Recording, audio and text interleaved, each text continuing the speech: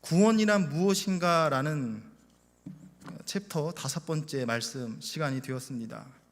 구원이란 무엇인가라는 것을 말씀하기 위해서 구원의 개념이 무엇인가라는 것을 생각할 때 구원받기 전의 모습이 무엇인가, 그래서 에베소서 2장 1절에서 10절의 말씀을 함께 하나님의 말씀을 깊이 상고하고, 또 본문은 그 다음에 본문의 구원의 의미와 또 하나님의 인간 구원의 방법, 교제의 내용을 다루도록 하겠습니다. 교제의 내용은 이렇게 짤막하게 요약되어 있기 때문에 말씀 혹은 쉽게 이해하시기 편할 것입니다. 왜냐하면 설교는 대부분 연역적인 설교입니다.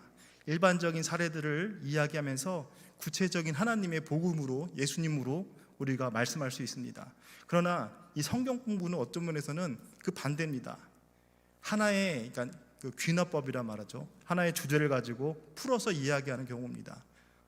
근데 저는 오늘 본문으로 먼저 이야기 속에서, 성경의 말씀 속에서 우리가 구원받기 전에 어떠한 모습인가, 구원의 과정이 어떻게 구원을 받는지에 대해서 깊이 상고하고, 또 개념적으로 정답으로 오늘 본문의 말씀을, 교제의 말씀을 다루도록 하겠습니다.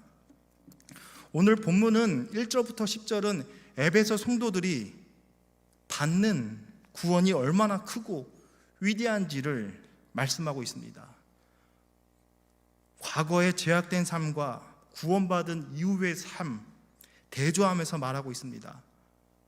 바울은 구원받지 못했을 때 그때에는 이라는 단어를 쓰면서 2절, 3절, 그렇게 11절, 12절에 말하고 있고, 또 구원받은 후에 이제는 이라고 하면서 4절부터 10절의 말씀, 그리고 13절의 말씀으로 그렇게 표현하고 있습니다.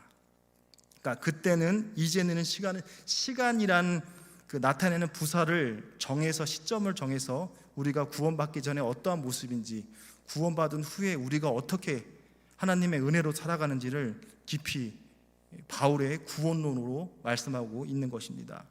과거 에베소 성도들은 허물과 죄 가운데 살았다라고 말합니다. 그리고 이 세상의 풍조와 공중 권세 잡은 자를 따랐다라고 말합니다. 성경에서 말씀하고 있는 바와 같습니다. 2장 1절부터 3절을 보면 그는 우리의 과거의 모습입니다. 허물과 죄 가운데 너희를 살리셨다라고 했습니다. 그러니까 우리는 허물이 많고 죄가 많은 자입니다.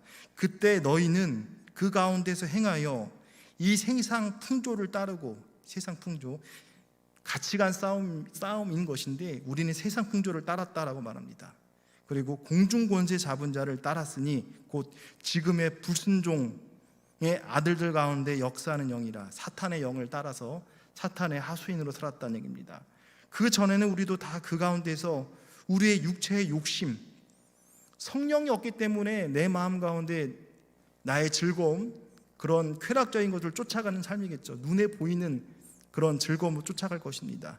육체와 마음이 원하는 것을 하여 다른 이들과 같이 본질상 진노의 자녀였다라고 우리에게 말씀하고 있습니다.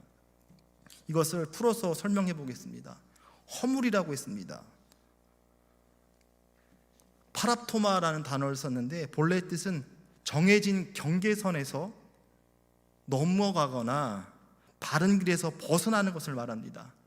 바른 길에서 벗어난 것, 하나님의 뜻과 범위에서 벗어난 것이 허물입니다. 그러면 죄는 무엇인가? 여러분 많이 들었을 것입니다.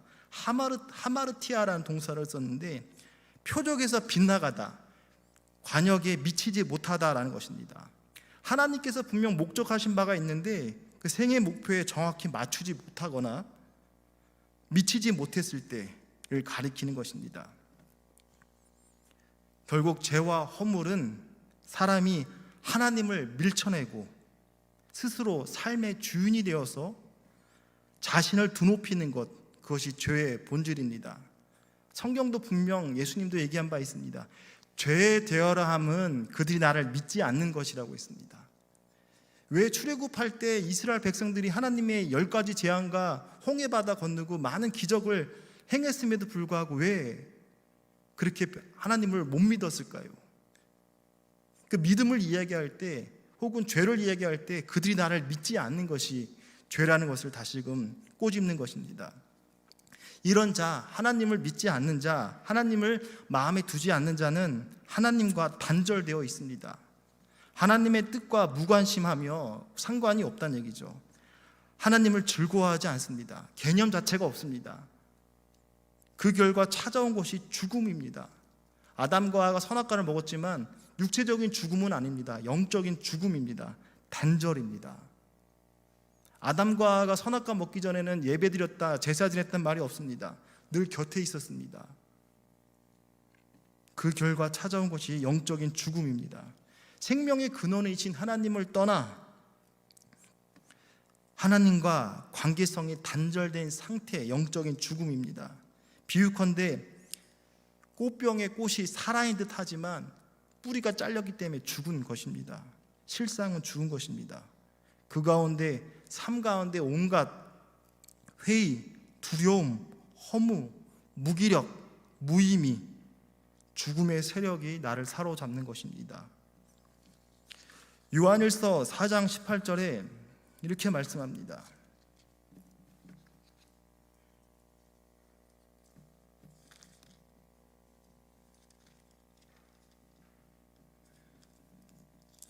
두려움이, 다시 찾겠습니다.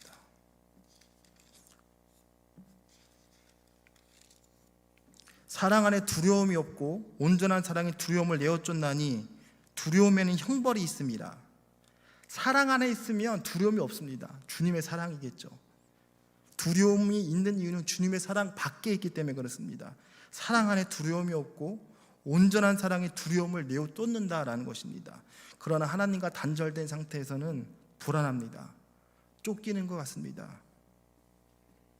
회의적이고 두려움이고 무기력이 엄습해 옵니다. 무의미해집니다.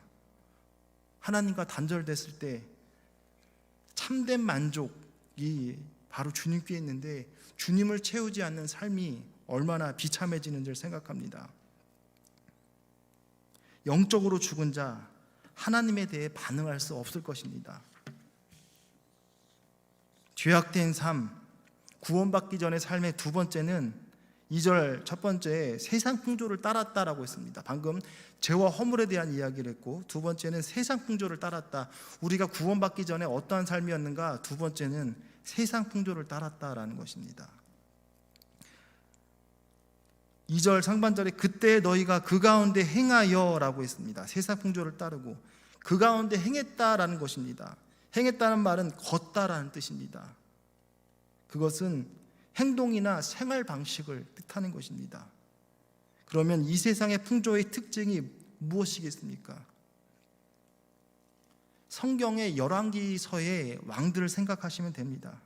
하나님을 떠나서 타락한 세상의 사고방식과 가치관으로 살아감을 말하는 것입니다. 분명 우리는 주님께서 살아가는 지표나 삶에 대해서 분명 말씀한 바 있습니다. 너희는 이 세대를 본받지 말라고. 하나님이 온전한 뜻이 무엇인지 분별하라고 분명히 가치관의 싸움인데, 세상의 넓은 길로 가지 말고 좁은 길로 가라고 말씀하시는데, 우리는 세상의 그 이스라엘 백성들의 왕들을 보더라도 하나님을 의지하지 않고 이방의 그 바룩신이나 혹은 아스토신이나 바알신이나 그 세상의 신들을 더욱더 의지합니다. 그 힘 있는 나라의 신을 의지하는 것도 보게 되고, 정치적으로 위험을 하니까 애굽이 쳐들어오니까 아수르에게 도움을 요청하기도 하고 세상적인 힘을 요구하는 거겠죠. 하나님을 떠나 타락한 세상의 사고방식과 가치관, 그 풍조에 순응하며 살아갔다라는 것입니다. 그러나 로마서 12장 1, 2절은 그렇지 않습니다. 이 세대를 본받지 말라라고 분명히 말씀하고 있습니다. 이 세대의 가치관, 이 세대의 삶의 스타일을 본받지 말라는 것입니다. 세상은 트렌드를 말합니다. 세상은 유행을 말합니다. 그래서 넓은 길로 가라고 말합니다. 그렇지 않으면 너는 소외되고 고립된다고 말합니다. 그러나 주님이 말씀하시는 길은 좁은 길이라고 말씀하십니다. 좁은 길로 가라라고 말씀하십니다. 마태복음 7장 13절에 보면 좁은 길로 들어가라. 멸망으로 인도하는 문은 크고 그 길은 넓어 그리로 들어가는 자가 많고 생명으로 인도하는 문은 좁고 길이 협착하여 찾는 자가 적음이라. 찾는 자가 적습니다. 진리는 외롭고 고독한 것입니다. 어찌 보면 세상에 싫은 소리를 하기 때문에 그럴 수도 있습니다. 좁은 길로 가라고 말씀합니다. 멸망으로 인도하는 문은 크고 넓다라고 말합니다. 그러나 생명으로 인도하는 문은 좁고 길이 협착하여 찾는 자가 적는 것입니다. 당연할 것입니다.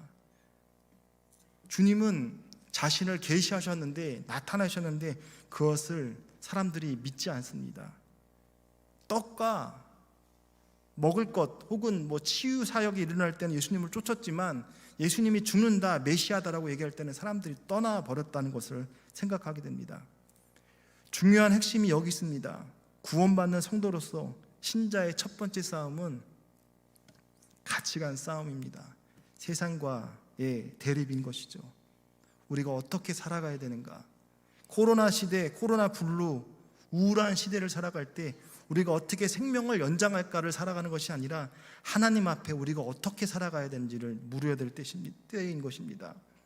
그러면 구원받기 전 세 번째 2절 하반절에 공중 권세 잡은 자 곧 마귀의 자녀로 종노릇 하는 삶을 살았다라고 했습니다. 공중의 권세 잡은 자, 마귀를 나타내는 것입니다. 지금도 불순종 아들들 가운데 역사하는 영이라고 말합니다.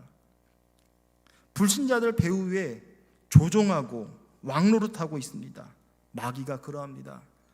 마귀는 그리스도의 십자가를 통해서 결코 회복될 수 없을 정도로 결정타를 맞고 패배했지만 그것이 창세기 3장 15절의 말씀인 것입니다.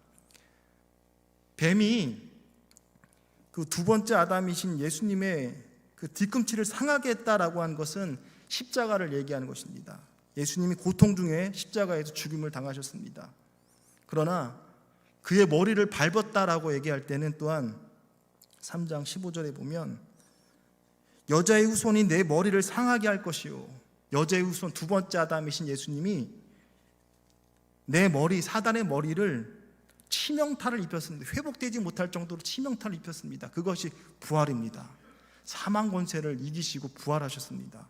그런데 너는, 사단은 그 발꿈치를 상하게 할 것이요, 그것이 십자가 사건입니다. 예수님의 십자가로 상처를 냈지만 그러나 머리를 상하게 함으로 회복되지 못할 정도로 사단이 힘이 없어졌지만 아주 없어진 것이 아닙니다.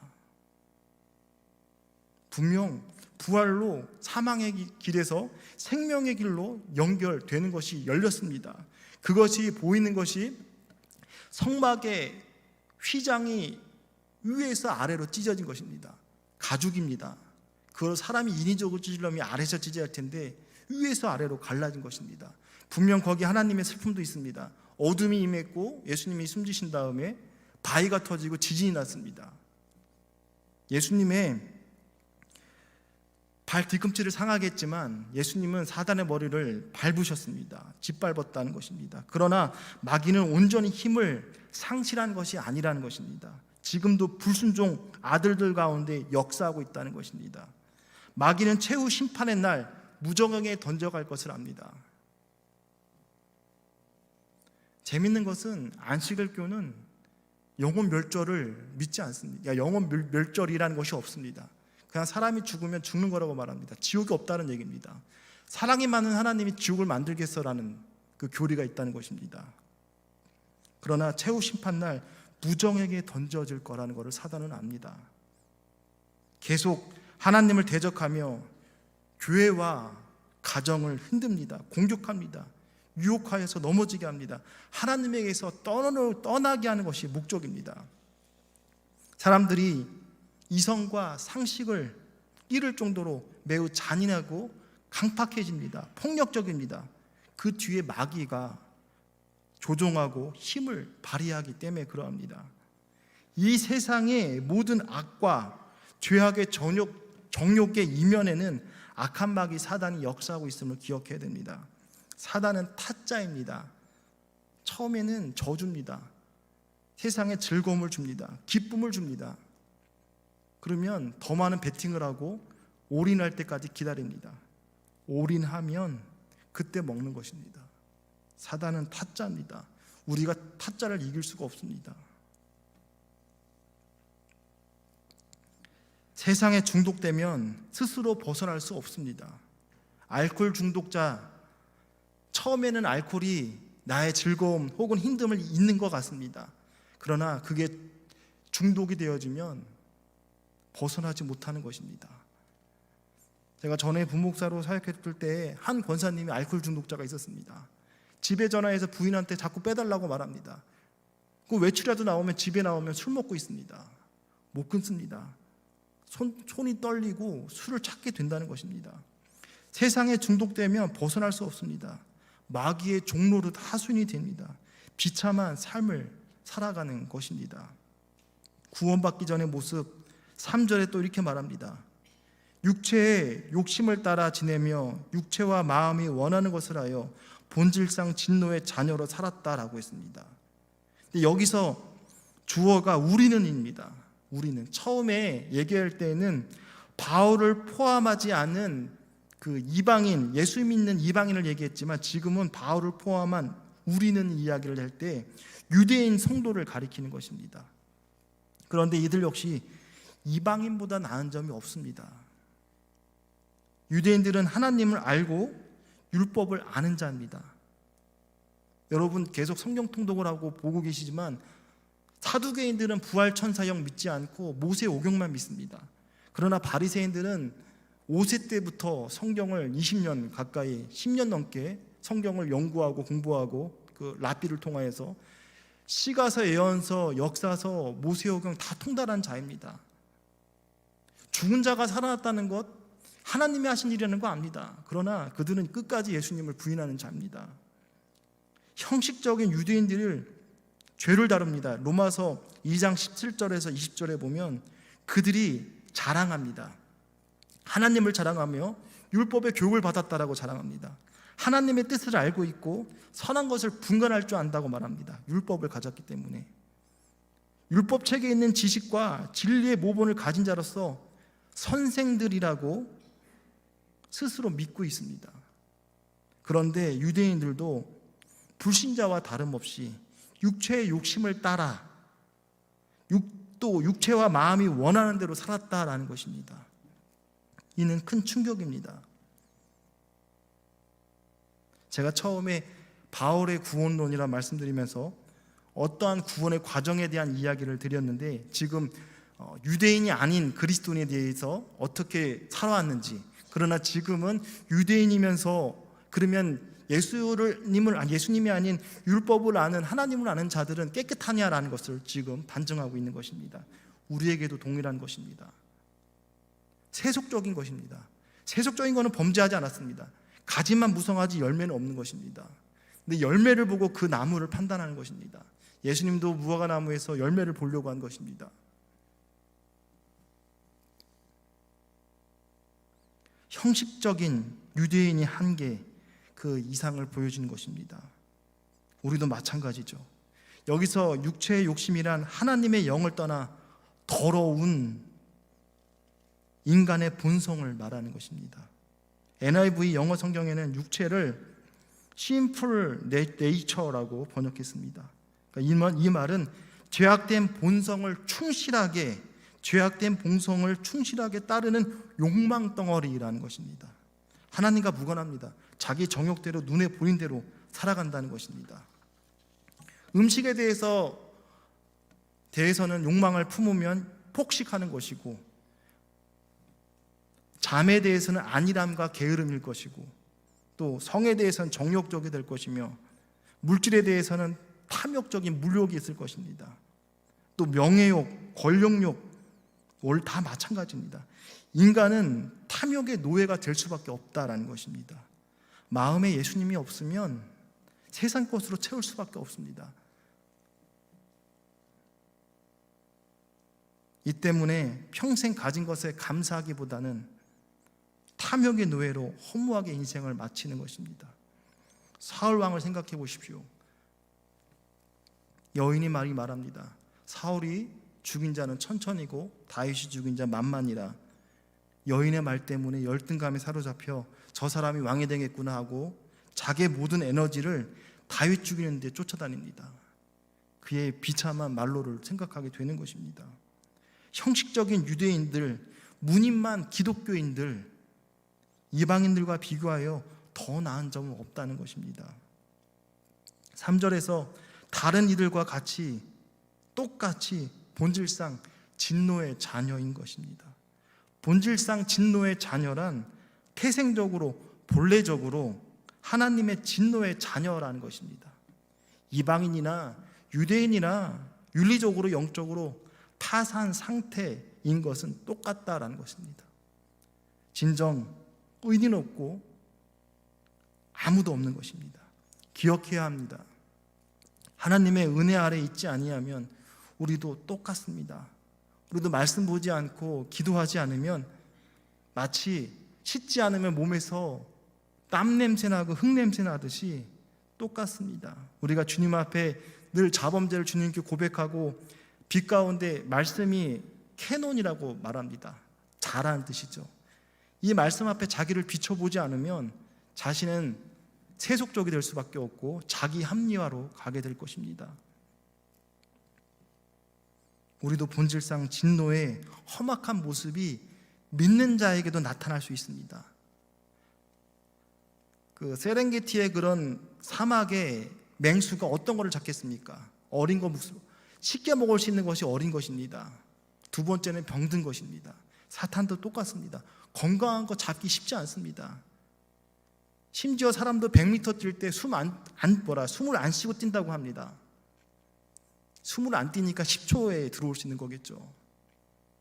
전력 질주 선택했으면 그 먹이만 바라보고 달려갑니다.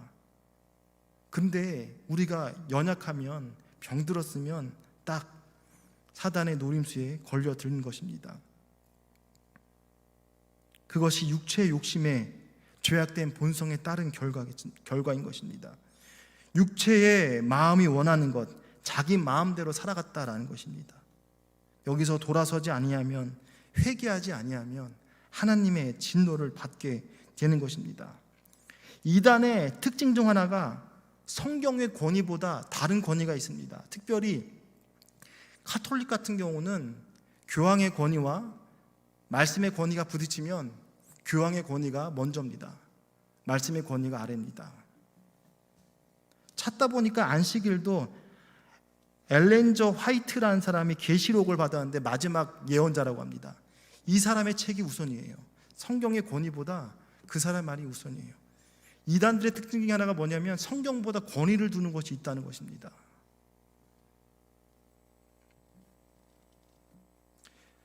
돌아서지 않으면, 회개하지 않으면 진노를 받게 되는 것입니다. 그래서 우리는 하나님의 말씀을 들어야 됩니다. 쉐마 이스라엘, 들으라 이스라엘인 것입니다. 순종은 쉐마입니다. 들으면서 순종이 되는 것입니다. 호세아 4장 6절에 내 백성이 지식이 없어 망한다라고 했습니다. 여호와를 아는 지식, 하나님은 자신을 나타내시고 계시하십니다. 말씀을 통해서 자신을 다 드러냈습니다. 완전 계십니다. 말씀을 통해 주님을 만나고 듣고 읽어야 됩니다.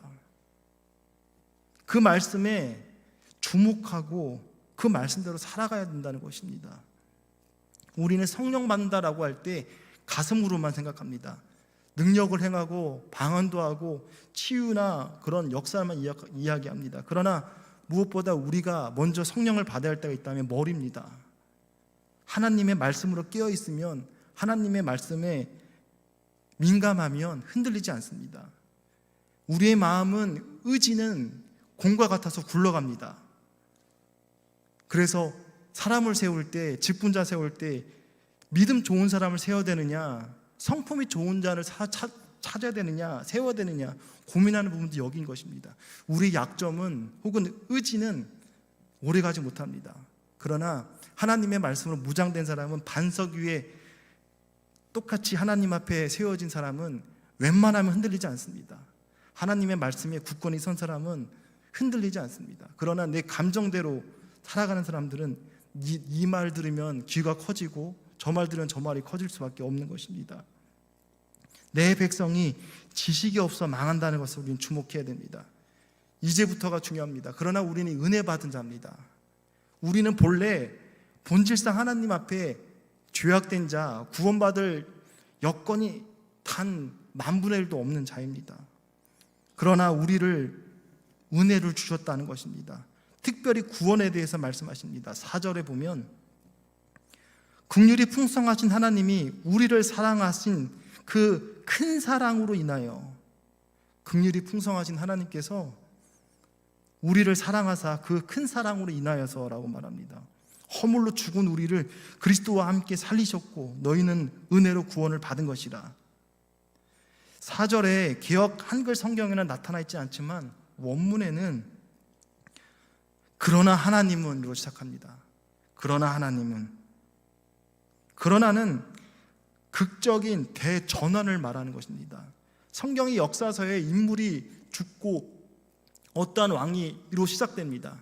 그 시대는 죽었고 새로운 시대라는 것을 말하는 것입니다. 똑같습니다. 그러나 하나님은, 너희는 죄로 죽을 자이지만, 영벌을 처할 자이지만 그러나 하나님으로 시작합니다. 대전환을 말해 주는 것입니다.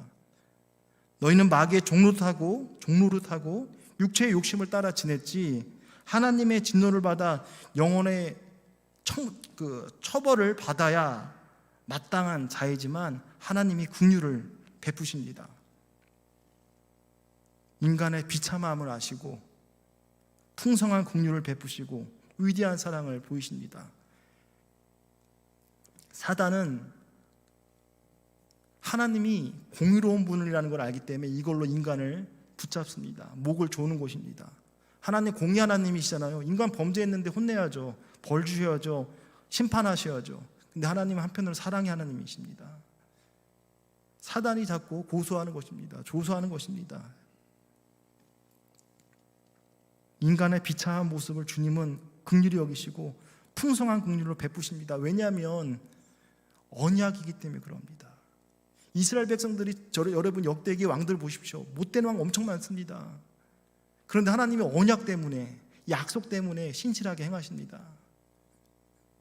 성경책이 언약책 아닙니까? 올드 테스트먼트, 구약, 뉴 테스트먼트, 신약, 약속의 책입니다.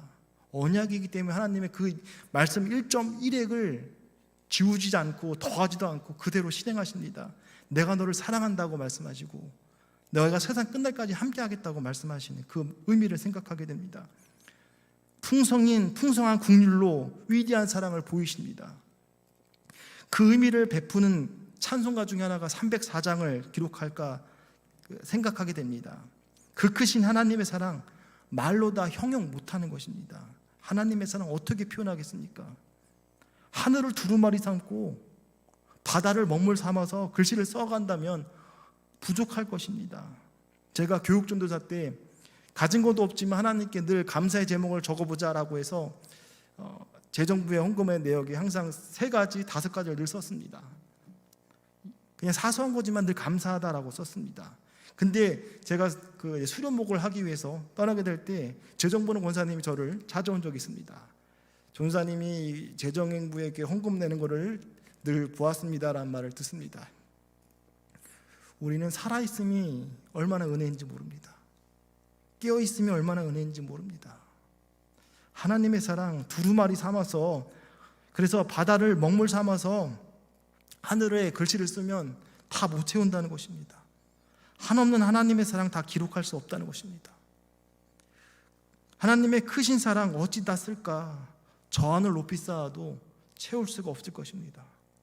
하나님의 크신 사랑 측량할 수 없을 것입니다. 영원히 변치 않는 그 사랑 성도여 찬양하세라고 가사를 마칩니다. 하나님의 사랑 인간의 언어로 다 표현할 수 없다는 것입니다. 크고 놀랍고 기이한 일을 행하십니다. 하나님이 세상을 이처럼 사랑하사 내 모습, 여러분의 모습 그대로 사랑한다라고 말씀하십니다. 난 여전히 연약하고 부족하고 티끌 같은데 하나님이 있는 그대로를 사랑하신다라고 말씀하십니다. 제가 레마로 처음 하나님의 음성으로 가슴 깊이 박혔던 말씀이 스바냐서 3장 17절을 말한 바 있습니다. 너희 하나님 너희 여호와가 너희 가운데 계시니 그는 긍휼을 베푸실 전능자시다. 내가 너 돈용이 너로 인하여서 기쁨을 이기지 못하시고 너를 잠잠히 사랑한다. 하나님이 사랑한다는 말에 얼마나 제 자신이 새로워지고 얼마나 가슴을 튀게 되는지 모릅니다. 하나님의 세상을 이처럼 사랑하사 그 이처럼의 이만 알아도 정말 가슴이 터질 듯한 것입니다. 그 아들을 보내사 화목제물 삼으시고, 사단은 예수를 부인합니다. 메시아를 부인합니다. 아직까지 메시아를 기다린다라고 말합니다. 근데 우리는 그 예수님을 믿습니다. 기독교, 예수님을 믿는 종교입니다. 예수님이 우리를 천국으로 인도하신다라고 했습니다. 그것이 요한복음 14장에 말씀하신 바죠. 너희는 마음에 근심하지 말라. 하나님을 믿으면 나를 믿어. 내가 너에게 일렀으리라. 내가 너를 위해서 거처를 예비하면 십자가에서 내가 죽은 다음에 3일 안에 부활할 거거든. 근데 끊임없이 제자한테 얘기했습니다. 그러면 천국 가는 길을 완성하면 내가 다시 와서 너희를 나 있는 대로 이끌 거야 라는 말을 끊임없이 말했습니다. 하나님의 사랑 다 표현할 수 없습니다. 이걸 어떻게 비유할 수 있을까요? 제가 생각해 보았습니다. 부모가 자식을 사랑하는 것이 비슷하지 않을까? 조금은. 자식이 부모 마음을 100% 알아주지 못하지만 부모는 자식을 위해서 자신은 배를 굶어도, 제가 대전에서 담임 목회 비전교회에 있으면서 바나나 한 다발 3,000원에 사고 너무나 기분이 좋았습니다. 그리고 붕어빵 1,000원에 7개, 너무 기분이 좋았습니다. 더군다나 아들과 아내가 먹을 거 생각하면 기분이 좋았다는 것입니다. 하나님께서 인간을 이렇게 사랑하는데 인간은 하나님 사랑 모릅니다. 자녀도 부모님 사랑 다 이해 못합니다. 철부지죠. 하나님의 사랑은 이렇게 놀랍습니다. 풍성한 사랑과 긍휼을 인하여서 허물과 죄로 죽은 우리들을 그리스도와 함께 살리셨다라고 했습니다. 단순히 살린 게 아니라 그리스도와 함께 살리셨다라고 했습니다. 5절 6절입니다. 5절 6절에는 함께라는 말이 3번 반복되어 있습니다. 그리스도와 함께 살리셨고, 5절 6절에 또 함께 일으키사, 또 6절 그리스도 예수 안에서 함께 하늘에 앉히셨습니다. 함께라는 말은 그리스도와 연합이라는 뜻이겠죠. 혼자의 힘으로 불가능하고 그리스도와 연합하여서 그리스도와 이루신 그 구원의 사역 동참함으로 가능한 것입니다. 함께 일으키사, 함께 앉히심, 그 시제는 과거입니다. 과거에 일어난 이례적 사건, 곧 예수님의 십자가와 부활, 승천 사건을 가리키는 것입니다. 예수님의 죽음과 부활은 모든 인류를 내포하고 그 놀라운 사건이 되는 것입니다. 이런 놀라운 사건도 예수님과 연합하지 아니하면, 예수님과 관계없다면 남 얘기가 되는 것입니다. 여기에 집중합니다.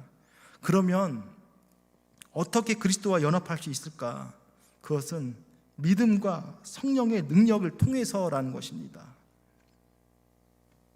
에베소서 1장 19절에 그의 힘의 위력으로 역사하심을 따라 믿는 우리에게, 그의 힘의 위력, 역사하심, 성령의 역사하심을 나타나겠죠.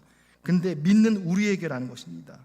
우리는 믿음 안에서 성령의 능력을 통하여서 그리스도와 연합할 수 있다는 것입니다. 그렇게 함께 연합될 때 예수님의 죽음, 부활, 승천이 나의 것이 되는 것입니다.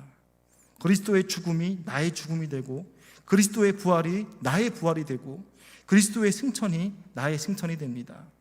왜냐하면 그 예수님을 믿음으로 그 안에 내가 있기 때문에 그렇습니다. 갈라디아서 2장 20절에 이렇게 말씀하고 있죠. 내가 그리스도와 함께 십자가에 못 박혔나니, 연합을 말합니다. 내가 그리스도와 함께 십자가에 못 박혔다라고 말합니다. 그런즉 이제는 내가 사는 것 아니다. 내 안에 오직 그리스도께서 사신 것이다 라는 것입니다. 특별히 에베소서에서 놀라운 특징이 있습니다.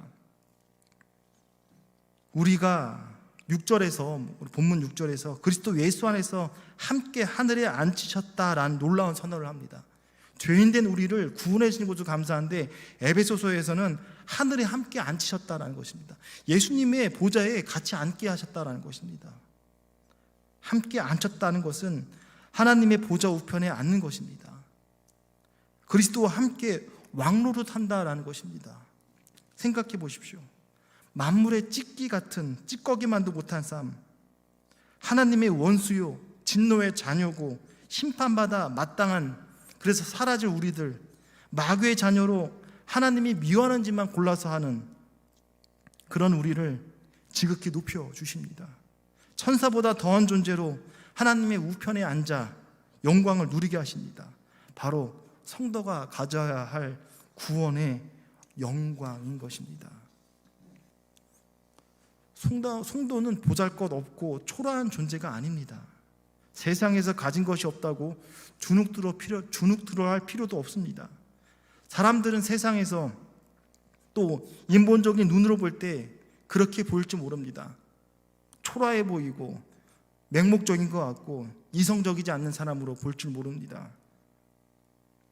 그러나 성도는 그리스도와 함께 하늘에 앉는 존귀한 존재들입니다. 세상 사람들은 하나를 가졌습니다.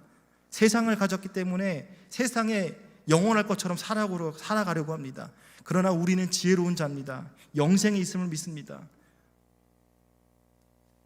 영생과 100년도 못 살 인생과 비교가 되겠습니까? 우리는 두 개 가진 자입니다. 그러면 어떻게 놀라운 구원을 베풀어 주신 목적이 무엇인가? 그 구원을 베풀어 주신 목적이 7절에 나옵니다. 이는 그리스도 예수 안에서 우리에게 자비하심으로써 은혜의 지극히 풍성함으로 오는 여러 세대에 나타나려 하십니다. 오고 오는 여러 세대에 하나님의 은혜를 지극히 뛰어나게, 엄청나게, 탁월하게, 풍성하게 하나님의 이름을 위해서 나타내는 것입니다. 우리가 바로 알아야 할 것은 나 같은 죄인을 향하신 하나님의 놀라운 은혜라는 것입니다. 그래서 7절 하반절에 그 은혜의 지극히 풍성함은 오는 여러 세대에 나타내려 하심이라는 것입니다. 우리는 오직 하나님의 은혜로 구원받았습니다. 하나님의 은혜라는 것입니다. 우리는 구원받을 만한 조건이 갖출 수가 없습니다. 근데 안식일은 율법 준수라고 말합니다. 그리스도의 완전까지 간다라고 말합니다. 그렇지 않습니다. 우리는 오직 하나님의 은혜로 구원을 얻습니다. 은혜로 구원받는 것은 그것을 아는 사람은 겸손합니다. 진실합니다. 그 마음이 항상 은혜와 감사가 넘칩니다. 마태복음 20장 포도원 품꾼의 비유를 보십시오. 9시, 12시, 3시, 5시, 그러나 5시에 온 사람의 마음일 것입니다. 9시나 12시에 온 사람은 건장한 사람이고 힘을 쓸 사람입니다. 그러나 일 마치기 전 1시간 전에 온 사람은 얼마나 미안할까요? 많이 일한 사람들한테. 그러나 그 하나님의 은혜를 아는 사람들은 그렇게 감사하고 감사하는 것입니다. 바울은 지금까지 에베소 성도들 받은 구원에 대해서 요약합니다. 그것이 8절 9절입니다. 너희는 그 은혜로 인하여서 믿음으로 말미암아 구원을 받았다라는 것입니다. 여기서 주어는 너희는입니다. 너희는 다 말하는 것입니다. 유대인 성도나 또 에베소에 있는 이방인들, 에베소 교회에 그 유대인들이나 그 헬라인들이나 마찬가지라는 것입니다. 너희는 그 은혜로 인하여서 믿음으로 말미암아 구원을 받았다라는 것을 강조합니다. 바울은 5절에서 갑자기 맥을 끊으면서 갑작스럽게 여러분은 은혜로 구원을 받았습니다라는 말을 그 5절의 괄호 안에 넣습니다. 여러분은 은혜로 구원을 받았다라고 외치는 것입니다. 심판받아 마땅한 죄인들에게 베푸신 하나님의 구원의 은혜에 압도당하는 것입니다. 그래서 8절에는 믿음으로 말미암아 9절만 없으면 5절과 똑같은 말씀인 것입니다.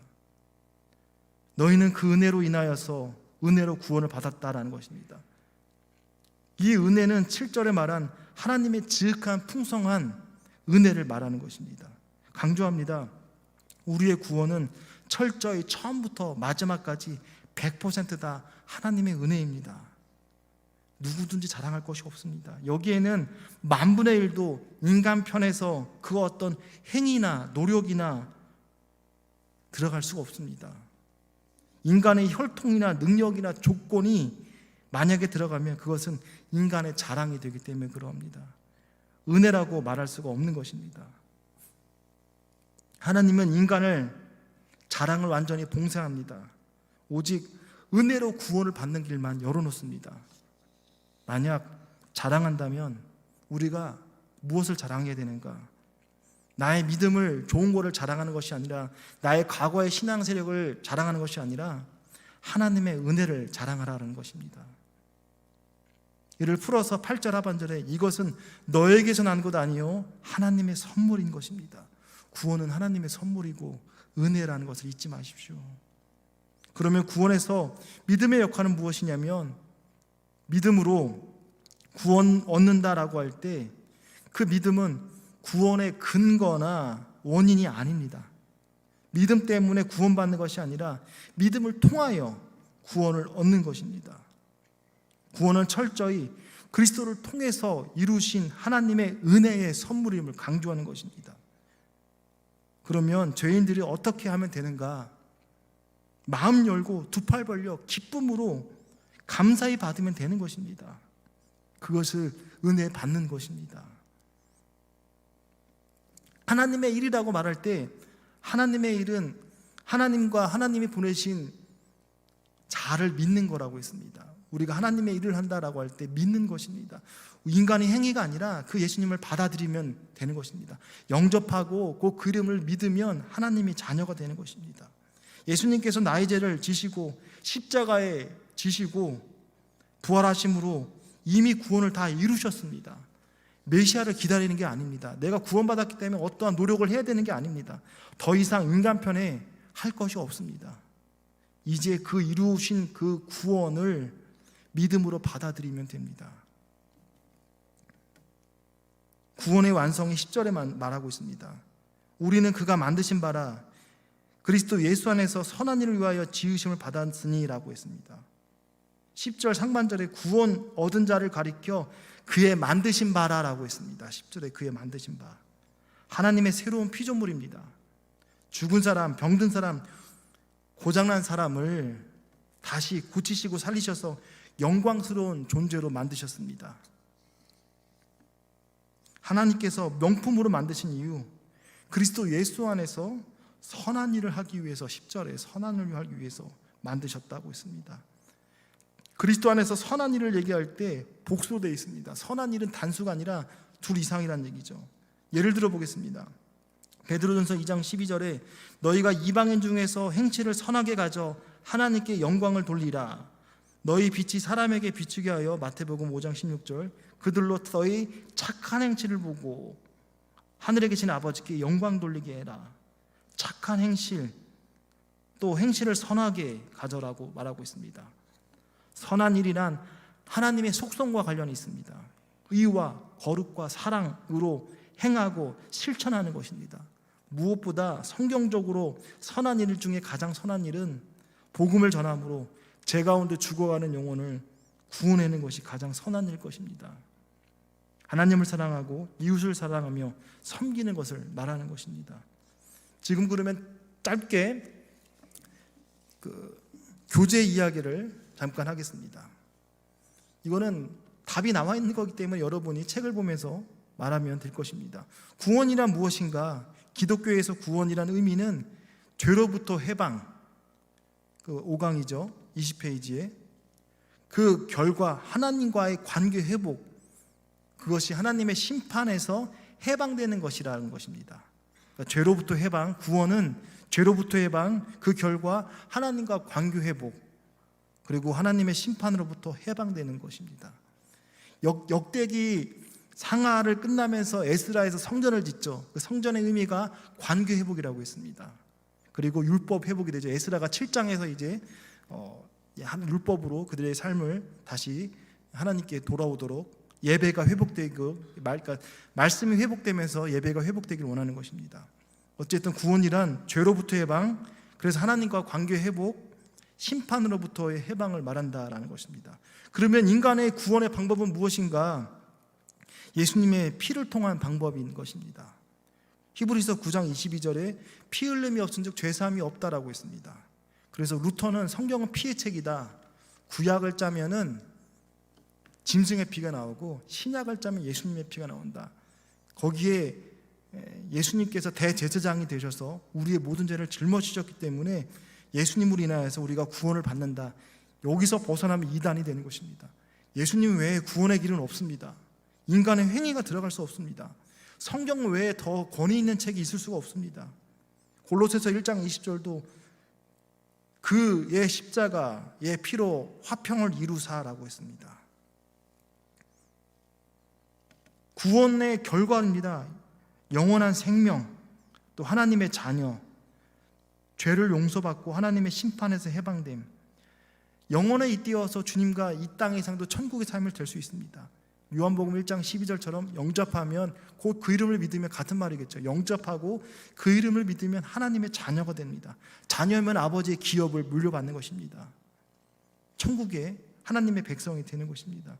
구원받는 성도가 어떻게 살아야 되는가? 본문의 7절도 말했습니다. 선한 일을 위해서 10절에 본문 에베소서 2장 10절에 말한 것처럼 선한 일을 위해서. 저는 목사입니다.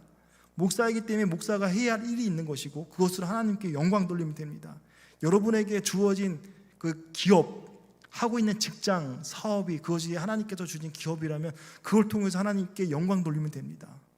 꼭 십자가라고 해서 무거운 십자가가 아니라 하나님께서 여러분에게 눈높이에 맞춰서 준 그 십자가로 주님께 나아가면 되는 것입니다. 그것으로 하나님께 영광 돌리는 삶을 사십시오. 그것이 하나님께 감사하는 삶입니다. 마지막 한 절의 말씀을 드리고 마치려고 합니다. 요한복음 11장 25절에 지금 그 말씀입니다. 여러분은 지금 공과의 마지막이 어떻게 끝났냐면 지금 죽어도 천국에 들어갈 수 있는 확신이 있습니까? 라는 것을 묻습니다. 여러분 대답할 수 있어야 됩니다. 나는 부족합니다. 그러나 예수님을 믿으면 하나님은 예수님은 그를 의로 여기시고 의인이라고 칭해 주십니다. 그걸 믿으면 아브라함이 믿으니 하나님이 의로 여겼다고 했습니다. 우리는 믿음은 예수님을 믿으면 됩니다. 하나님과 하나님이 보내신 자를 믿으면 구원을 받는 것입니다. 구원의 논리에 있어서 우리가 나는 연약한데 우리의 지나친 겸손은 교만입니다. 받아들이지 않는 것입니다.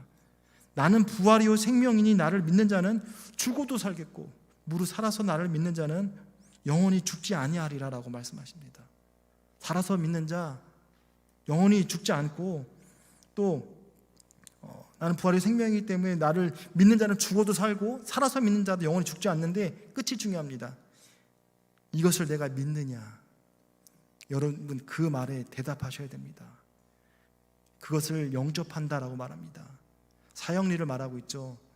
나는 하나님은 사랑하십니다. 이 세상을 아름답게 창조하셨고 원대한 여러분에게 품을 꿈이 있습니다. 근데 두 번째가 사형리의 두 번째가 죄죠. 그러나 문제가 있습니다. 우리가 죄인입니다. 하나님을 떠났습니다. 우리의 삶이 그러합니다. 죄인의 삶을 두 번째 올리면 세 번째는 예수님을 소개하는 것입니다. 네 번째는 영접입니다.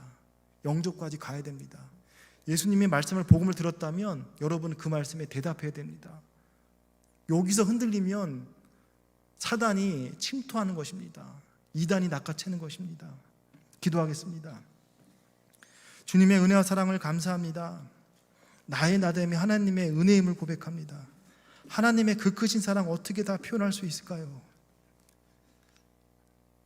나의 머리털까지 다 살신받으신 주님께서 나의 육신의 연약함도 아시고 나의 걱정과 나의 주님께 맡기지 못한 것들도 주님께서 아십니다.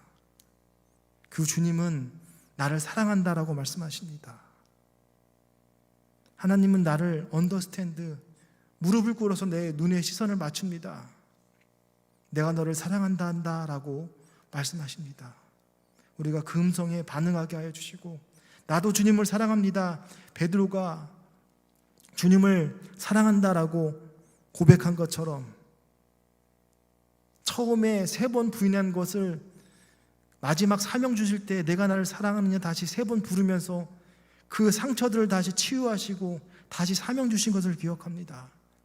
우리 삶 가운데 주님의 한없는 사랑을 잊지 않고 주님께서 기뻐하시는 삶을 살게 하여 주옵소서.